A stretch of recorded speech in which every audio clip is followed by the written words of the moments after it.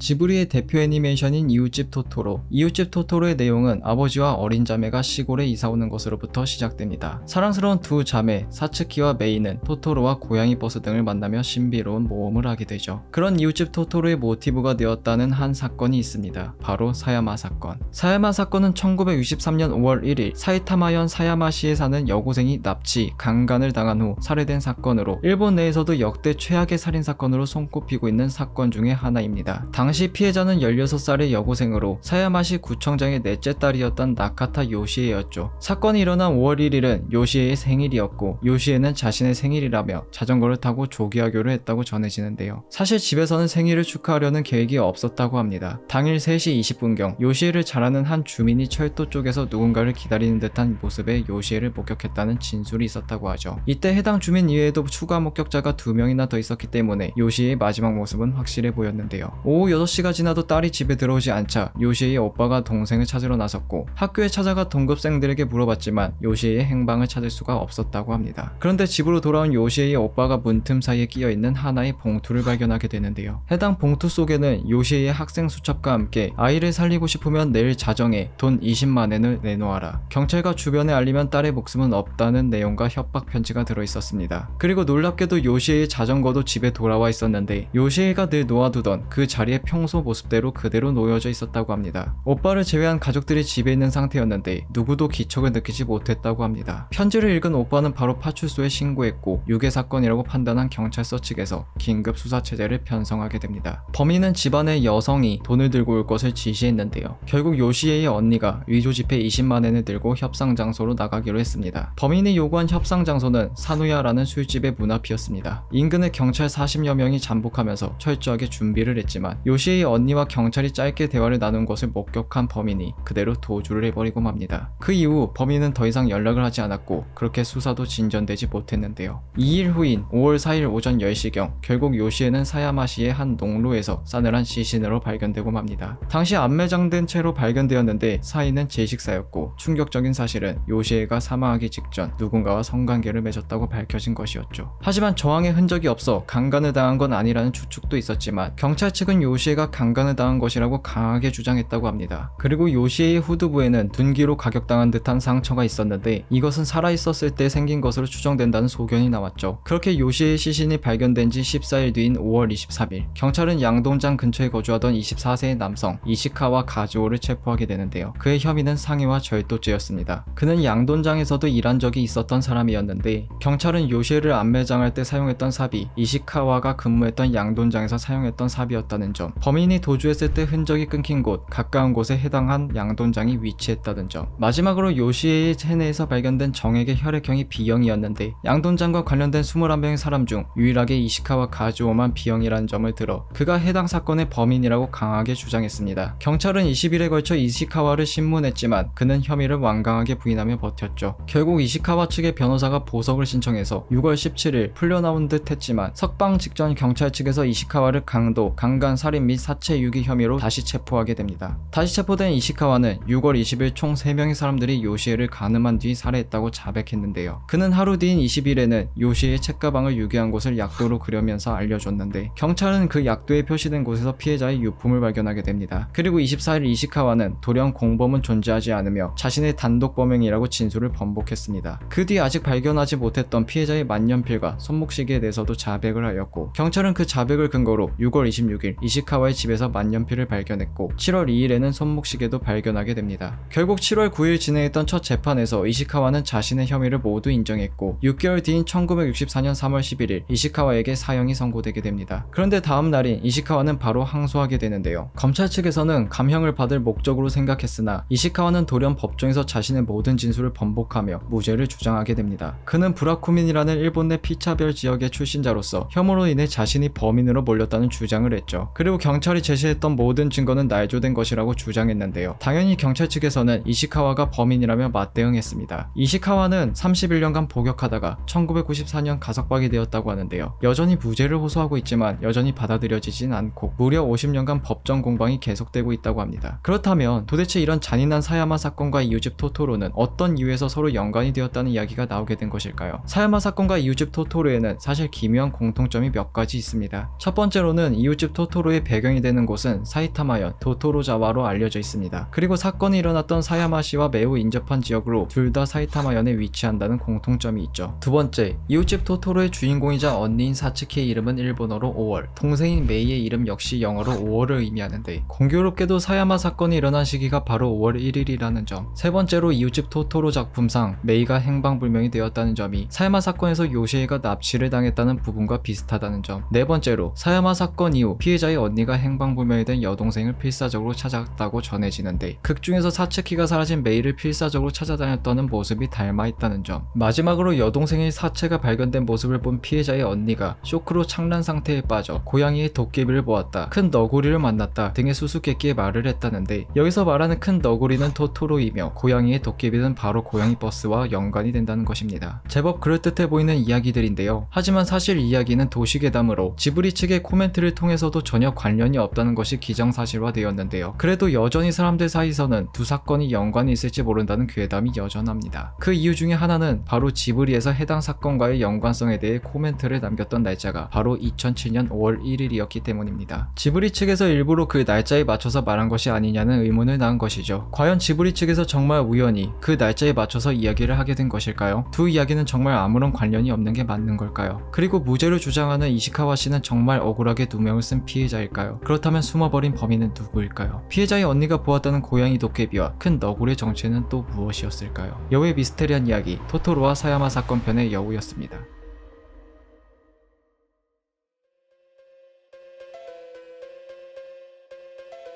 55年前、女子高校生が殺害された狭山事件で脅迫状が再審請求中の男性の筆跡とは別人であるとする弁護団の新たな鑑定書について、男性は当然の結果だと話しました。